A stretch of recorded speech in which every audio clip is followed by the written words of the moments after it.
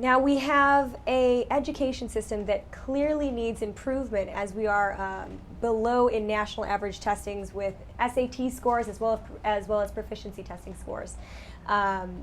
What can we do to better improve education? What can we do as legislators to get the message out and to start working on the DOE and other issues? Well, I must say, there are two issues that come to mind right now. I've been a strong proponent for charter schools, and charter schools these are public schools funded by your state tax dollar, and it's an opportunity for the community, parents, teachers to come together and decide how they're going to affect those children and their education. And there's very many good examples of successful charter schools here in the islands, whether it has like a Hawaiian educational cultural component to it, or others. Renewable energy, there's a couple schools that also have that component in it, but it's basically innovation. And one of the things that I think that we need to do with charter schools is allow them to grow and make sure that we give them the opportunity, not necessarily, give them a fair opportunity at making change in the education system. The second thing, it was very interesting. I went to a community meeting having to do with one of my elementary schools here in the area. And they're still stuck in the mind frame, and I understand why, of they're trying to work out what was supposed to be community interaction and decision making at the school level. And as soon as they make a decision, a question will come up in that meeting that says, well, can we do that? Well, it might be this group or that group, or it might be the DOE, or what about the governor? So all our attempts throughout the many decades of wanting to give control to the school and to the teachers and the principals and then hold them accountable for those results is not happening. They are continually looking at, and it's because we strap them with all these rules, with all these laws, of having them fit in the box. And what education needs right now is more innovation. It needs the passionate teacher-student relationship to pull off raising those scores. So we've got a lot of work to do in the area of education. You've said it without sounding the alarm for those 31 charter schools out there. I just spoke with the administrator of the charter schools, and there is a move afoot in the 2009 session to bring all the rules and regulations of the DOE onto the charter schools, which was an amendment in one of the previous bills, which didn't go anywhere. But if we really want to shackle them and really handcuff the charter schools, that kind of bill would exactly do it, because you might as well not even have charter schools if it's the same as the DOE. That will be the death of the charter school movement, I'm sure. To me, the whole issue is really the governance issue. Give them the decentralized power and the ability to make their decisions and be accountable for it.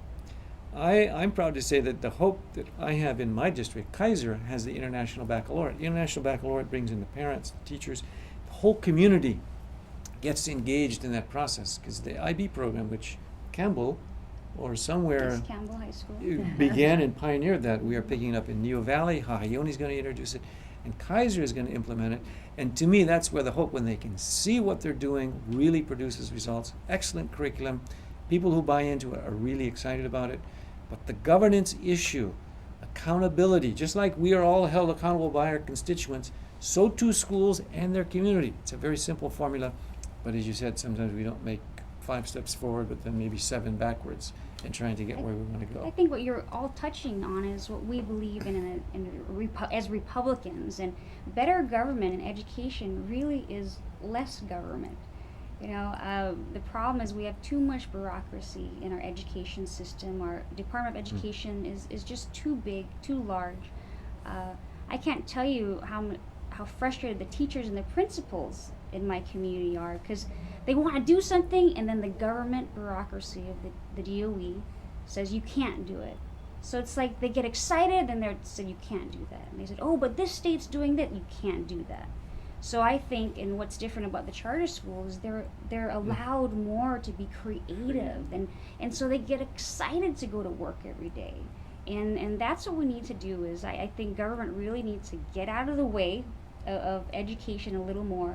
We have us as elected officials doing law, and then we have our Board of Education that's also the other elected entity overseeing education, and you have all of the elected officials pointing at each other, and you've got the teacher and the principals in the middle. It's like, why don't you guys just go away and let us teach?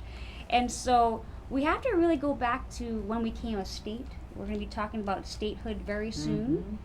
We had one of the highest literacy rates in the nation back then. What were we doing back then? I can guarantee you that better government and education then was less government. So As a people and as a country, we are in trouble across the board, and particularly in Hawaii. 25-year-olds are less educated than the 40-year-olds and above, which means the young people are not getting the education that we, the older people, had, which means we're dumbing down the American population.